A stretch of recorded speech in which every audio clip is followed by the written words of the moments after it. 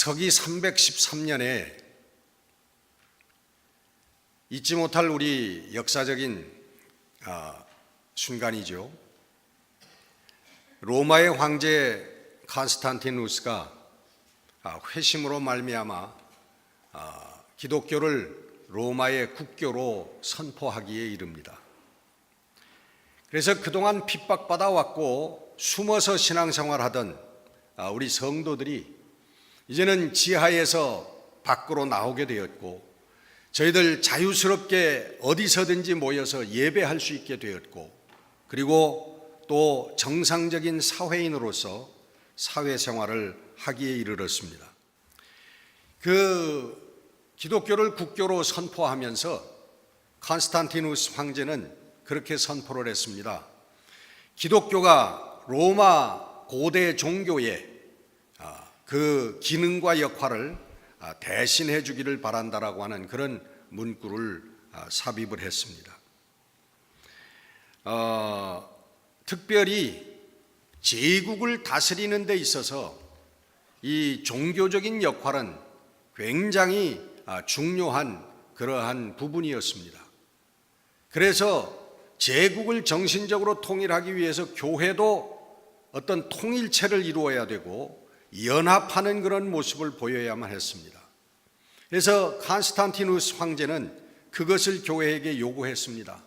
그 당시에는 서기 300년대에는 벌써 큰 예수 그리스도를 구세주로 고백하는 예수 공동체의 모임이 그 지중해를 중심으로 예루살렘을 중심으로 해서 동서로 많이 퍼져 있었습니다. 콘스탄티노플, 안디옥 교회, 예루살렘, 로마의 교회, 이 큰 교회도 이미 주교들이 자리를 잡고 있었습니다. 그래서 어느 교회가 로마 제국의 국교인 기독교를 주도해 나갈 것인가, 그리고 어느 교회에 있는 주교가 앞장서는 그런 주교가 될 것인가라고 하는 것에 대해서 교회와 주교들 간의 갈등이 존재했었습니다. 그래서 결국은 여러분 잘 알다시피 어디가 승리했죠? 어디가 주도적인 역할을 하게 됐죠? 로마입니다. 지금도 로마의 교황청이 있는 것처럼 로마가 콘스탄티노플, 알렉산드리아, 안디옥, 제루살렘 이런 모든 교회들보다도 로마의 교회가 가장 앞장서는 그런 주도적인 역할을 하게 된 것입니다. 그래서 황제는 325년에 주교들 소집령을 내렸습니다.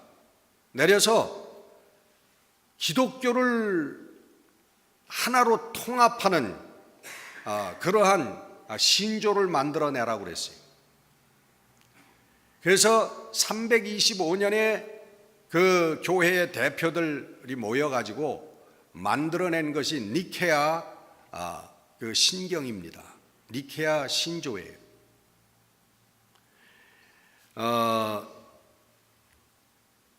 그 니케아 신조와 비교해서 오늘 우리들이 암송하고 있는 이 사도신경, 오늘도 예배를 시작하면서 우리 사도신경을 외웠습니다마는 이 사도들의 신조, 이것은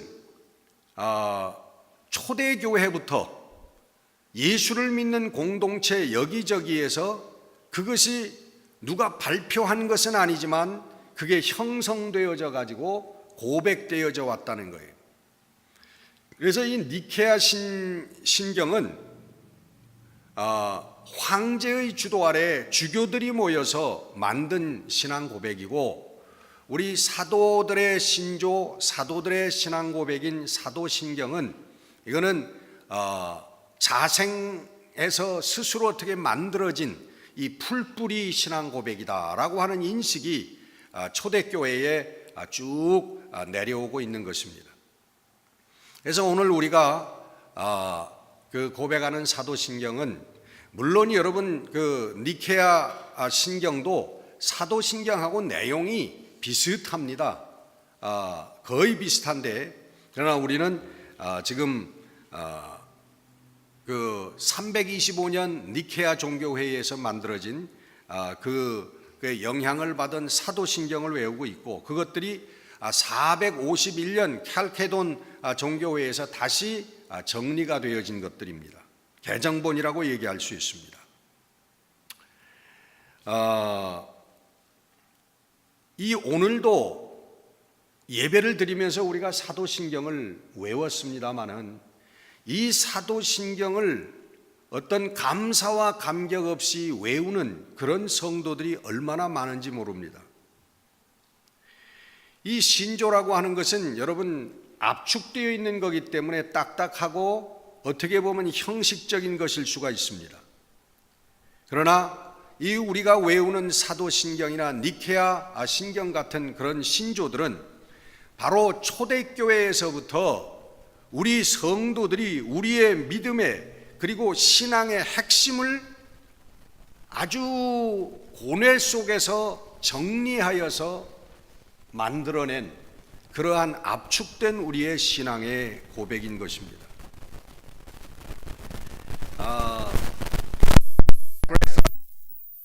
그런 우리 신학자가 그런 얘기를 했습니다. 신조라고 하는 것은, 우리가 외우고 있는 신경이라고 하는 것은 이 지도와 같은 것이다. 우리가 유명한 관광지 같은 거 있잖아요. 제가 아직 중국에도 못 가봤습니다만은 그 중국에 5대 명산이 있다고 하는데 그 중에 하나가 화산이라는 데가 있더라고요. TV에서 소개하는 것을 잠깐 봤는데, 야, 참 저런 산이 세상에 있을까 하는 정도로 놀라운 그런 경치와 뭐 표현할 수 없는 그런 그 산이더라고요. 이 화산이라고 하는 게 뭐 2,000 몇백 미터가 되는데 그 올라가는 게 요렇게 사람이 한 사람 뭐 몇 사람 갈 수 있을 정도로 좁아요. 이렇게 깎아지른 듯한 그 산등성이를 타고 올라가는 거예요. 그 어떤 때는 막 관광객들도 절벽에 밧줄을 매다 놓고 그걸 붙들고서는 막 기어 올라가고 내려가고 그래요. 그런 놀라운 그런 명승지가 있는데, 그런 명승지의 풍경과 경치를 찾아가기 위한 지도가 바로 우리 신조라는 거예요. 그래서 신조의 목적은, 우리가 사도신경을 외우는 목적은 바로 우리 하나님의 우리 옷자락이라도 우리가 만질 수 있는, 스쳐갈 수 있는 그랬으면 좋겠다라고 하는 목적이 바로 우리 사도신경이라고 하는 것입니다. 우리 사도신경은 목적 하나님 그 자체가 아니지만 하나님을 찾아가게 해주는 그러한 지도라고 하는 거예요. 오늘 우리 사도신경을 외웠죠. 전능하신 창조주 우리 하나님의 외아들 우리 주 예수 그리스도를 믿습니다. 또 그 예수 그리스도의 탄생과 그리고 가르침과 고난과 부활을 믿고, 그리고는 재림을 믿습니다.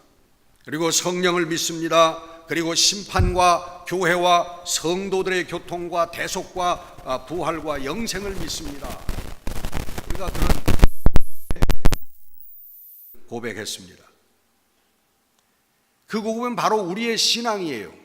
우리 믿음의 고백입니다. 우리는 이 믿음을 통해서, 이 믿음의 고백을 통해서 세상을 바라보는 거예요. 우리들의 가치관이 되어지는 거예요. 이 신앙 고백이 바로 우리의 신앙을 세워주는 것입니다. 세상이 우리를 보고, 야, 오늘 좀 술 퍼마시면서 방탕하게 좀 놀아보자 할 때, 믿음은 안 돼. 믿음은 성실이라는 것이야 라고 우리에게 얘기합니다. 우리가 이 음모를 하면 저 사람은 파멸되고 내가 그 자리를 차지할 거야 라고 얘기할 때, 안 돼. 믿음은 사랑이야 라고 얘기합니다. 이 사건을, 이 일을 한 번만 못 본 척하고 눈 감아준다면 너는 돈벼락을 맞을 거다 하더라도 안 돼. 믿음은 정직이야, 진실이야 라고 믿음은 우리의 인생에 말해준다고 하는 것입니다. 이 신앙의 고백은 우리가 어디를 향해서 가는지, 우리가 무엇을 위해서 살아야 하는지, 우리가 무엇을 위해서 우리의 시간들을 바쳐야 되는지라고 하는 것을 우리에게 가르쳐 준다고 하는 것입니다. 로마에서 활동했던 그 초대 교부 신학자 중에 한 사람인 유스티누스라고 하는 분이 있습니다. 이분은 165년에 서기 165년에 체포돼 가지고 재판을 받았습니다. 로마의 장관이 배석하고 있는 그 재판정에서 저는 로마가 섬기던 고대 신들에 대한 예배와 제사를 거부한다고 밝혔습니다. 그리고는 그 앞에서 신앙 고백을 했어요. 우리는 그리스도인들이 믿는 하나님을 예배합니다. 그분은 태초부터 하나였으며 보이는 것과 보이지 않는 모든 창조 세계의 창조주이십니다. 그리고 우리는 하나님의 아들인 주 예수 그리스도를 믿습니다. 그분이 구원의 전령이자 좋은 제자들의 스승으로 인류와 함께하기 위해 오신다는 소식은 예언자들이 이미 선포한 것입니다. 그래서 그분은 그 신앙 고백으로 인해서 사형을 언도받고 참수형을 당했습니다. 순교했습니다. 여러분, 우리가 사도신경을 우리가 암송할 때에 이것은 우리 순교자 유스티누스를 비롯해서 더욱 거슬러 올라가 순교자 우리 빌립 집사님까지 그 역사성에 우리가 접붙임을 받는 순간이라고 하는 거예요. 우리가 사도신경을 고백할 때에 우리가 2000년의 신앙을 유지해온 우리 신앙의 가족, 하나님의 가족이 된다고 하는 그러한 사실을 우리는 깨달아야만 하는 것입니다. 저는 지난 주간에 우리 이 맥그레스의 이 책을 읽으면서 이 점을 다시 한번 통해서 감동을 받았어요. 얼마나 큰 감동이 오는지, 내가 혼자가 아니로구나. 그리고 우리 신앙생활하는 모든 하나님의 진리를 순결하고 순수하게 지켜나가려고 눈물 뿌리며 신앙생활하는 사람들 혼자가 아니구나 하는 이 큰 감동이 밀려왔습니다. 설교 전에 우리 사용되었던 케임브리지 대학의 킹스 칼리지에서 이런 얘기를 먼저 선포했다고 합니다. 지금 이 땅에 있지는 않지만 더 밝은 곳에 있는 우리와 함께 기뻐하는 아무도 셀 수 없는 그 다수의 무리를 육신이 되신 말씀에 소망을 두었고 주 예수 그리스도 안에서 우리와 영원히 하나인 그 모든 사람을 하나님 앞에서 기억합시다. 예배 전에 이것을 먼저 이렇게 선포하고 저희들은 예배를 드렸다고 합니다. 우리 신앙을 임마누엘 신앙이라고 합니다. 우리 하나님이 우리와 함께 하신다는 신앙이에요. 우리 예수님이 우리와 함께 하신다고 하는 신앙이에요. 그 우리와 함께 하시는 하나님 안에 이제까지 지난 2000년 동안 핍박과 순교와 그리고 신앙의 순수함을 지키려고 했던 그 모든 성도들, 그 모든 순교자들, 그들이 그 하나님 안에 함께 우리와 함께하고 있다고 하는 사실입니다. 오늘 본문은 이것을 얘기하고 있어요. 오늘 본문은 우리에게 있는 구름과 같은 허다한 증인들, 여러분 그들이 누구겠습니까? 구름과 같이 셀 수 없는 허다한 증인들, 그 증인들이 우리들 앞에 있고 우리들을 지켜보고 있다고 하는 사실입니다. 우리가 사도신경을 외울 때에 바로 우리 같은 신앙을 고백하기 위해서 핍박과 순교까지도 감수했던 우리 앞서간 우리 순교자들, 앞서간 우리 성도들, 그 모든 분들이 우리를 향해서 환성을 지르며 우리를 위해서 기도하고 우리를 위해서 응원하고 있다라고 하는 사실을 깨닫는 여러분들이 되시기를 바랍니다. 바로 여러분, 우리가 함께 하시는 우리 예수 그리스도, 우리 빌립 집사님, 스데반 집사님, 그리고 그 수많은 순교자들과 그리고 앞서가신 우리 신앙의 부모님들, 우리 신앙의 선배들, 그분들이 그 속에서 오늘도 우리를 지켜보고 있다고 하는 사실입니다. 우리를 지켜보면서 너는 혼자가 아니야, 내가 너를 위하여 기도하고 있어. 여러분, 이 사실은 얼마나 우리 신앙인들에게 감격적인 사실입니까? 여러분, 우리가 이 사실을 깨달으면 우리 신앙 고백을 할 때마다, 사도신경을 외울 때마다 정말 우리 가슴이 뜨거워지고 우리 눈에서 눈물이 흐르는 그런 감격이 있게 될 줄로 믿습니다.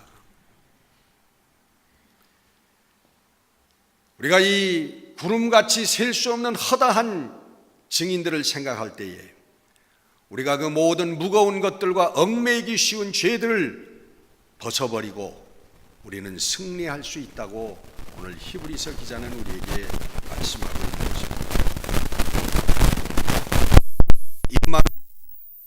그 하나님 속에서 구름과 같은 허다한 믿음의 증인들이 우리들과 함께하고 우리를 지켜보고 있다고 하는 이 사실이 바로 우리를 오늘 본문 말씀에서 지적하는 것처럼 예수 그리스도, 믿음의 주요, 우리를 온전케 하시는 예수 그리스도만을 쳐다보게 하는 이런 역사가 우리의 삶에 일어나게 되는 것입니다. 우리 최초의 순교자라고 하시는 스데반 집사님 돌에 맞아서 죽어가는 그 순간에 우리 주 예수 그리스도, 하나님 우편에 계신 우리 주 예수 그리스도, 주님이 서서 나를 쳐다보고 있는 것을 내가 보노라 그래서 그렇게 고백하며 저는 죽어갔습니다. 오늘 어려운 신앙의 상황 속에서도 우리가 승리할 수 있는 것은 바로 이 허다한 많은 구름과 같은 믿음의 증인들이 우리와 함께하고 우리를 보호해주고 우리를 붙잡아주고 우리를 인도하는, 우리를 응원하고 있는 이 사실에 있다고 하는 것입니다. 여러분, 그럴 때 우리가 겸손해지는 거예요. 내가 알고 내가 하고 내가 만들었고, 여러분, 이 마음이 없어지는 겁니다. 우리의 신앙은 나의 신앙이 아니에요. 내가 오늘 안위 받고 내가 평안하고 그리고 내가 능력을 얻고, 이 신앙이 아니라 2000년 동안 그 핍박과 순교와 피 흘리면서 포기하지 않았던 그 신앙의 우리의 선조들, 우리 그분들의 신앙을 우리가 거기에 접붙임 받았고 우리가 그 신앙을 이어받아서 오늘 우리가 신앙생활을 한다라고 하는 이 사실은 오늘 우리들을 겸손하게 만들어주는 것입니다. 여러분, 이 구름과 같은 허다한 믿음의 증인들과 더불어서 사랑과 믿음과 소망의 경주를 여러분 완주할 수 있는 여러분들이 되시기를 주의 이름으로 축원합니다. 기도하십시다.